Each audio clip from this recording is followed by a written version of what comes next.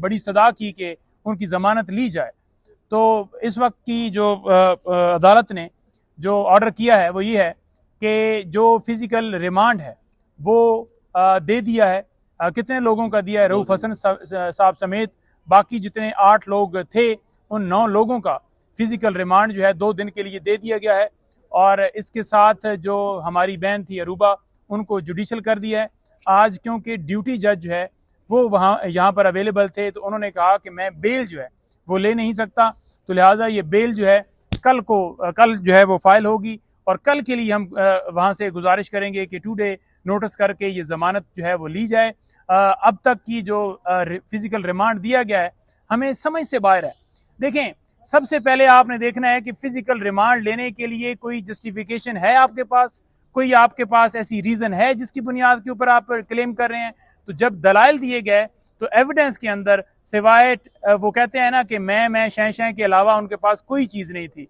Evidence on record कोई ऐसा material मौजूद नहीं था जिससे वो कह सकें कि जनाब ये जो है हम एविडेंस आपको दे रहे हैं जिसकी बुनियाद के ऊपर हम फिजिकल रिमांड जो है मांग रहे हैं, हमने फलानी चीज़ रिकवर करनी है, कोई बम रिकवर करना है, कोई रॉकेट लॉन्चर रिकवर करना है, कोई हेलीकॉप्टर रिकवर करना है, या कोई इन्होंने जो मुल्क लूटा है वो रिकवर करना है, या कलदम तंजीमों के साथ जो इनके ताल्लुकात जोड़ रहे हैं कि वो कोई चीज़ स्टेटमेंट निकालनी है, या कोई ऐसी एविडेंस लेकर जो है वो हमें मिली है जिसकी बुनियाद के ऊपर हम चाहते हैं कि फिजिकल रिमांड दिया जाए। तो कोई ऐसी एविडेंस नहीं थी, सिवाय वो ये कह रहे थे जी कि बिल्कुल इनका रोल है, इन्होंने ट्वीट किया है, ये किया। ट्वीट भी नहीं दिखाए, कोई चीज़ नहीं दिखाई। और जो सेल की बात की जा रही थी कि वहां पर सेल बनाया गया और सेल को जनाब रऊफ हसन साहब हेड कर रहे हैं, उस सेल को, और उसका कलदम तंजीमों के साथ ताल्लुक है और यहाँ से मटीरियल अपलोड हो रहा है, अकाउंट बनाए गए हैं, अकाउंट के ऊपर फौज के खिलाफ मवाद है, और ये सिर्फ और सिर्फ यहाँ से प्रोपेगेंडा करके पूरी मुल्क में, पूरी दुनिया में मुख्तलिफ ममालिक में इनकी टीमें हैं, और ये तहरीक इंसाफ जो है बेसिकली एक दहशतगर्द जमात है।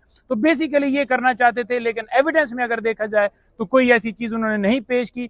उसके बावजूद जज साहब जो पिछले थे उनका 3 दिन का देना, और आज ड्यूटी जज थे उनको 12, हमने ये एहसास दिलाने की कोशिश की कि खुदारा मुल्क में इंसाफ दिया जाए और इनका रिमांड बनता ही नहीं है, ये बेल वाला मामला और बेल दी जाए, लेकिन उन्होंने 2 दिन का दे दिया। जता साहब, ये बताइएगा कि जब रिमांड पहले दिया जा रहा था तो क्या आपके वकीलों को नहीं कहना चाहिए था कि 3 दिन के रिमांड की बजाय 4 दिन का रिमांड दिया जाए, क्योंकि ये तो ड्यूटी जज हैं।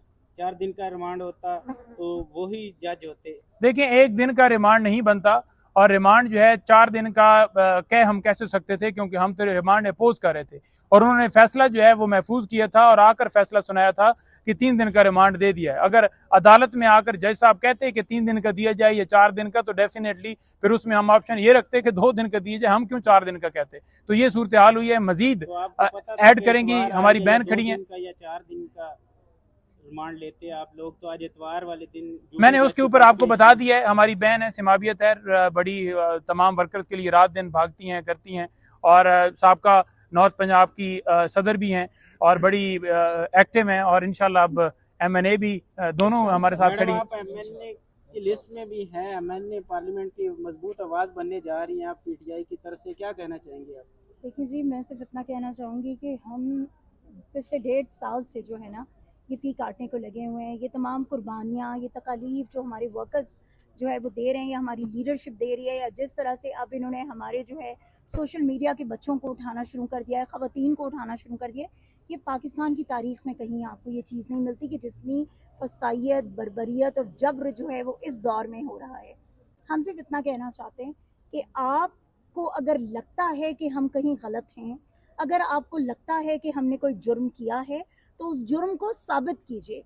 पिछले 1.5 साल में आप हमारी किसी लीडरशिप पे, आप हमारे किसी वर्कर का एक जुर्म साबित नहीं कर सकें, लेकिन उसके बावजूद आए रोज़ आप कभी हमारे सेक्रेटेरिएट को जो है जाके तबाह करते हैं, वहाँ पे क्रैक डाउन करते हैं, वहाँ से उठाते आप किसको हैं? आप उठाते हैं जो हमारा चाय बना रहा है बंदा, जो हमारा जो कुकिंग कर रहा है वहाँ पे, जो हमारा क्लरिकल स्टाफ है, जो हमारा जो है कोई माली है, उसको उठा के आप लेके जा रहे हैं।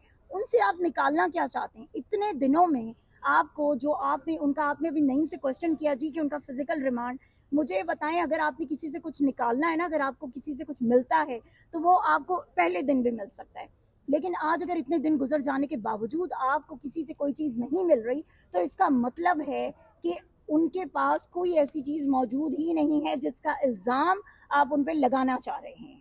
मैडम ये बताइएगा कि एक जमात को तो एहतजाज भी करने दिया जा रहा है और धरने भी दे रहे हैं, वो डी चौक में भी पहुंचे हैं और पीटीआई को रोका जा रहा है, क्या आप समझती नहीं है कि ये दोहरा कानून है? और जी दोहरा कानून जो है वो कैदी नंबर 804 और पाकिस्तान तहरीक इंसाफ के लिए, सिर्फ और किसी के लिए नहीं है।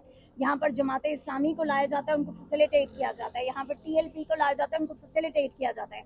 हमारे सामने उनको खाने पहुंचाए जा रहे हैं, उनको पानी पहुंचाया जा रहा है, सब कुछ किया जा रहा है। लेकिन अगर पाकिस्तान तहरीक इंसाफ सिर्फ एक छोटा सा प्रोटेस्ट करने के लिए निकलती है या रैली निकालती है तो उसमें लोगों पर एफआईआर करके उनको अंदर कर दिया जाता है। हमने कल अपने वर्कर्स को छुड़वाया, जो परसों हमने प्रोटेस्ट किया। क्या हमारी रैली या प्रोटेस्ट ने जो है कोई जो है मुल्क को जो है बंद कर दिया था कहीं पे? क्या कहीं जो है इनके किसी बहुत सीक्रेट, जिस तरह से नई में बाकी के कोई सीक्रेट दस्तावेजात थे जो हम वहाँ पे जो है वो लहराने लगे थे कि इनको ये प्रॉब्लम हुई है और इन्होंने हमारे वर्कर्स के साथ ज्यादती की है? लेकिन बात ये कि अगर आपने मुल्क को आगे लेके चलना है ना, अगर आपने मईशत को दुरुस्त करना है, अगर आपने मुल्क में इस्तेहकाम लाना है, तो कैदी नंबर 804 से माफ़ी मांगे जाके। क्योंकि कैदी नंबर 804 के साथ, उनकी मिसेस के साथ, जो उनके असीरान हैं, उनके साथ जो आपने ज़्यादतियाँ की हैं, वो ज़्यादतियाँ ये कौम कभी माफ़ नहीं करेगी।